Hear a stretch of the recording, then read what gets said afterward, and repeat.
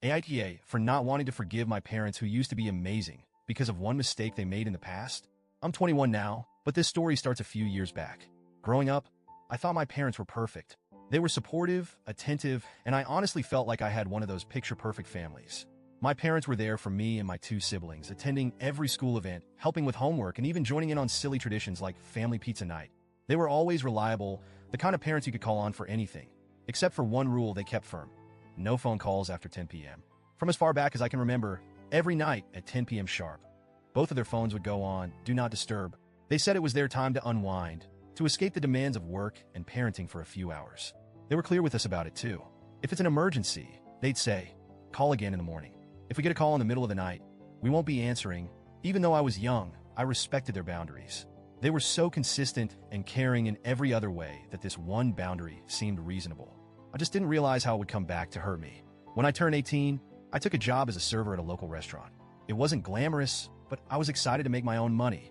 The only downside was the late hours. Some shifts had me working until midnight or later. My parents were supportive of the job, but didn't offer any adjustments to their no-calls rule. I'd bring it up once or twice, saying, hey, what if something happens? What if I need you? They'd gently remind me that I was an adult now, and with their full-time jobs, they value their sleep. Again, I just let it slide. I thought, okay, maybe I won't need them at all. Until that one night. It was a Tuesday, a cold, rainy one in October. I was wrapping up a shift, exhausted but excited to finally be heading home. As I drove, the rain started coming down harder, turning the road slick. I don't remember exactly what happened next, but I know I hit a patch of water and lost control of my car. The next thing I remember was the world spinning around me, glass shattering, my head slamming into something hard. And then, darkness. I woke up in a daze, my whole body screaming in pain. My leg was twisted at an unnatural angle, and blood was trickling down my face. I was disoriented, panicked, and all I could think was I need my parents. With trembling hands, I grabbed my phone and dialed my mom. Straight to voicemail. My dad's number? Same thing. My heart sank as I realized they'd kept their phones on, do not disturb, like every other night. Desperation took over, and I called them over and over, hoping that, just this once, they'd feel something, anything, and pick up. But they didn't. I felt this overwhelming sense of abandonment right then. Here I was alone in the middle of a terrifying night, needing the people who promised to always be there. I needed them, but they weren't coming. In a fog of pain and panic, I managed to call my grandparents. Thank God, they picked up. They came to the hospital as fast as they could, and they even tried to contact my parents. But, as expected, they couldn't reach them either. By the time my parents finally saw the calls, I was already out of surgery. They arrived at the hospital around 7 a.m., visibly shaken and devastated by what had happened.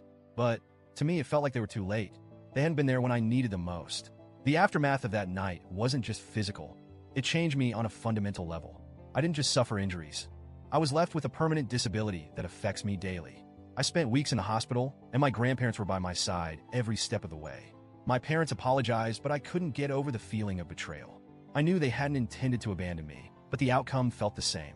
Even when I went home, my relationship with my parents was strained. I could barely look at them without feeling resentment. They tried to make amends by offering to drive me to physical therapy and doctor's appointments, but I refused their help. I leaned on my grandparents instead, who continued to be there for me. My parents didn't understand why I wouldn't let them help, but I couldn't bring myself to let them in again. They promised to change their behavior, and to their credit, they did. My siblings have told me that since that night, my parents keep their phones on at all hours, ready to answer any call, anytime. But for me, it's too little, too late. They only changed after it was me who had to suffer because of their stubborn rule. Over time, I grew more independent. I found a job that accommodated my needs, saved up, and finally moved out. When I did, I went no contact with my parents. My grandparents tried to intervene, saying I was punishing them too harshly for something they couldn't have foreseen. They argued that my parents had learned from their mistake, that they felt genuine guilt, and that they'd do anything to make it up to me. But here's the thing, there's no undoing what happened.